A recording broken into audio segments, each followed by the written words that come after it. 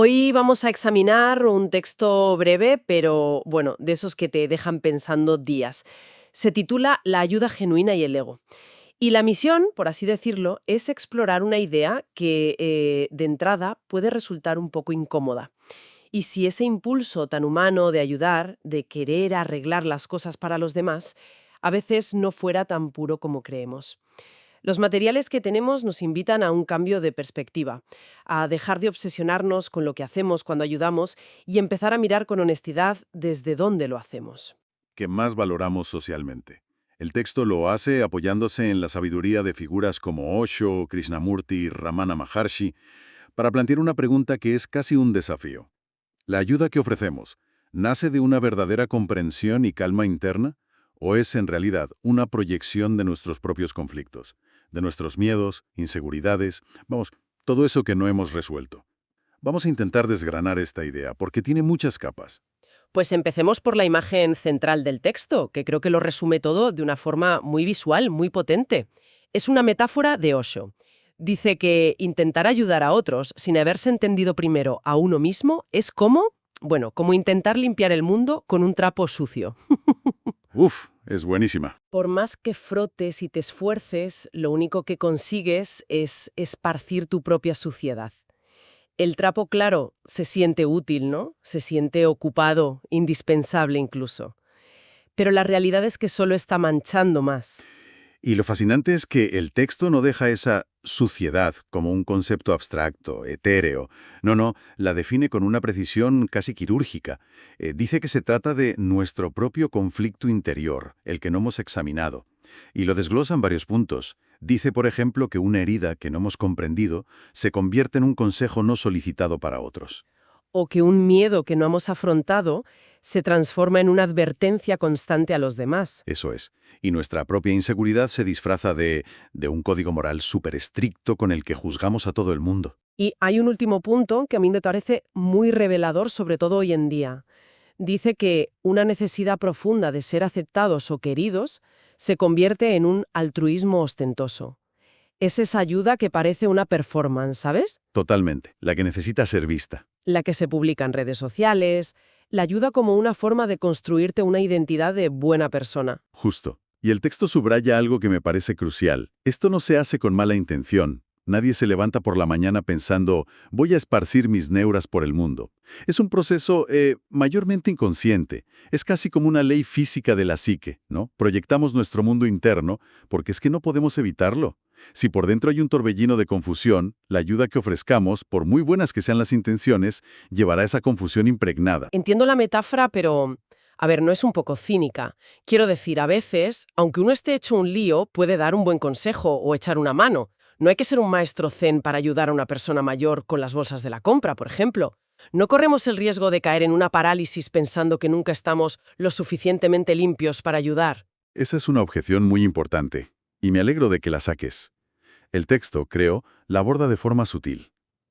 No se refiere a esos actos sencillos y prácticos de bondad cotidiana, como el ejemplo que pones.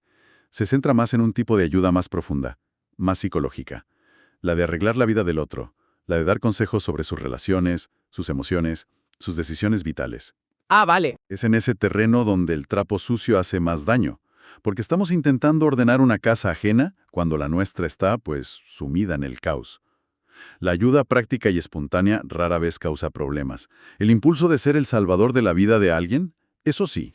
Vale, esa distinción es clave.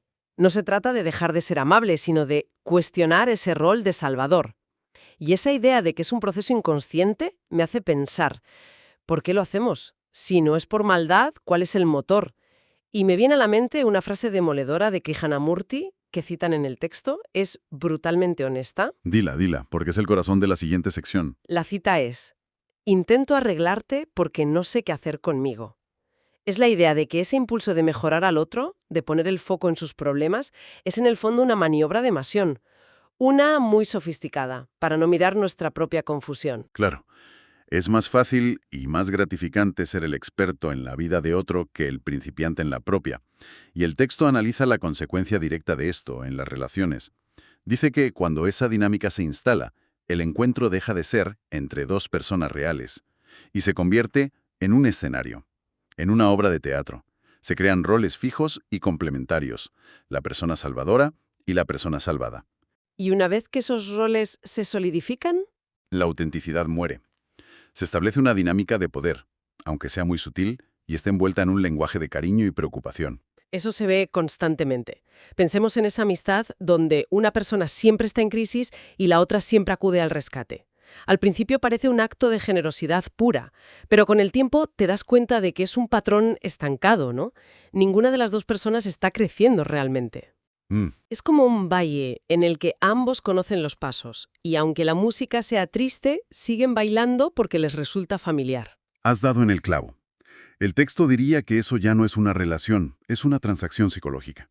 El Salvador obtiene un sentido de propósito, de valía, y una distracción perfecta para no enfrentar su propio vacío existencial. Claro, Y el salvado, por su parte, recibe atención, se siente cuidado y, quizá lo más importante, se libra de la pesada responsabilidad de encontrar su propia fuerza, de tomar sus propias decisiones. Ambos quedan atrapados en un guión que les resulta cómodo, pero que a la larga les impide evolucionar. Se perpetúa el problema en lugar de resolverlo. es una idea potente. La relación se vuelve un guión predecible. Uno necesita salvar para sentirse completo y el otro necesita ser salvado para validar ese rol. Se pierde el encuentro genuino entre dos seres para dar paso a una dependencia mutua. Y lo más trágico es que ambos creen que se están ayudando. El Salvador se siente noble. Y el salvador se siente agradecido. Exacto. Pero desde la perspectiva del texto, ambos están usando al otro para no enfrentarse a sí mismos. Vale, el diagnóstico es bastante claro y, la verdad, un poco desolador. Si el texto dice que casi toda nuestra ayuda está en mayor o menor medida contaminada por el ego, ¿qué hacemos? ¿La solución es no hacer nada? ¿Nos quedamos de brazos cruzados? Suena a una receta para la indiferencia o el egoísmo. Esa es la pregunta del millón, y el texto nos lleva a una respuesta que al principio puede parecer desconcertante. Nos presenta la visión de Ramana Maharshi, que lo reduce todo a un principio radicalmente simple. Dice: la mayor ayuda que puedes ofrecer es realizar quién eres. Uf, a primera vista, esa frase suena casi narcisista, ¿no? Lo mejor que puedo hacer por el mundo es centrarme en mí mismo. Parece la justificación perfecta para la autoabsorción. Totalmente. Si la sacas de contexto, puede interpretarse así. Pero la lógica que propone el texto es otra, mucho más profunda. La clave no está en el yo, sino en el realizar. Una mente que se ha descubierto a sí misma, que ha observado sus propios mecanismos de miedo, de deseo, de inseguridad, pues deja de interferir, deja de proyectar todo ese ruido y esa confusión en los demás. Ya. El texto llega a decir que la sola presencia de una persona así ya es clarificadora, no porque enseñe algo activamente, sino porque, al no añadir su propio caos a la situación, permite que la claridad emerja por sí sola. Su mayor contribución es que no añade ruido. Ah, ahora lo entiendo. No se trata de convertirse en un gurú o en un ejemplo a seguir. De hecho, eso sería volver a caer en la trampa del ego, pero con un disfraz espiritual mucho más sofisticado. Exacto. Se trata de algo mucho más sutil, casi como una resta. Es eliminar la distorsión. La acción deja de nacer de la necesidad de parecer una buena persona, de mantener una identidad, de sentirme útil. Simplemente surge. Precisamente. El texto lo llama actuar desde la inteligencia del instante. Es una acción que no necesita que el yo la firme, que no busca crédito ni recompensa. Es la respuesta adecuada a la situación sin el filtro del ego. Lo fascinante de este punto es que desplaza el foco del resultado al origen. La ayuda convencional se obsesiona con lograr un cambio en el otro. Esta otra visión sugiere que la única labor real es mantener el origen de la acción, o sea, la propia mente, claro. Si la fuente está limpia, el agua que brota de ella será pura. Da igual la forma que tome la acción: hablar, callar, hacer o no hacer. Entonces no se trata de una receta de cómo ayudar bien, con una lista de pasos a seguir. Es más bien una invitación a la autoindagación constante. El verdadero trabajo no está fuera en el mundo, sino dentro, en la propia percepción. Es mucho más exigente, en realidad. Infinitamente más. Es más fácil intentar arreglar a 10 personas que sentarse a observar en silencio el propio desorden durante 10 minutos. Y aquí es donde todas las ideas que hemos comentado convergen. El punto central del texto no es que no debamos ayudar. La conclusión es mucho más fina. La ayuda solo es genuina cuando el yo deja de usarla para sí mismo. Claro. Mientras nuestra mente sea un campo de batalla interno, cualquier gesto de ayuda, por pequeño que sea, llevará la vibración de ese conflicto. Es inevitable. Y así cerramos el círculo, volviendo a la metáfora inicial del trapo. El texto concluye con una frase que lo resume todo. La verdadera ayuda no es la acción, sino la claridad desde la cual se actúa. El trapo limpio no limpia mejor porque tenga más fuerza o una técnica superior. Sino simplemente porque no arrastra su propia suciedad. Y la frase final es casi poética. Dice que una persona que se ha descubierto a sí misma no ilumina porque haga grandes cosas, sino porque ha dejado de oscurecer. Esa última frase es la clave de todo. Es una idea preciosa y radical. La ayuda genuina no es una adición. No es algo que damos desde nuestra supuesta sabiduría. Es una sustracción. Es quitar del medio nuestro propio ego, nuestra necesidad de ser el héroe, nuestra propia historia.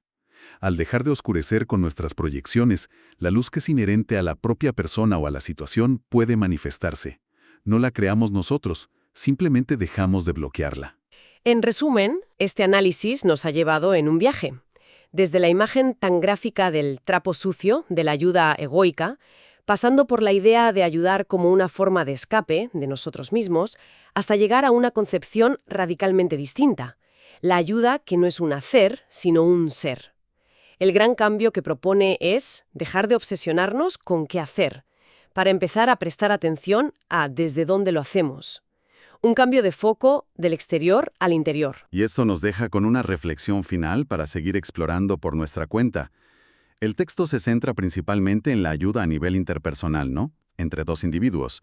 Pero, ¿qué ocurriría si aplicáramos esta idea a una escala mayor? ¿Qué aspecto tendría una organización, una comunidad o incluso una política pública que operase no desde el trapo sucio del ego colectivo, del nacionalismo o de la ideología de turno, sino desde esa claridad fundamental que el texto describe? Es una pregunta enorme, casi tópica,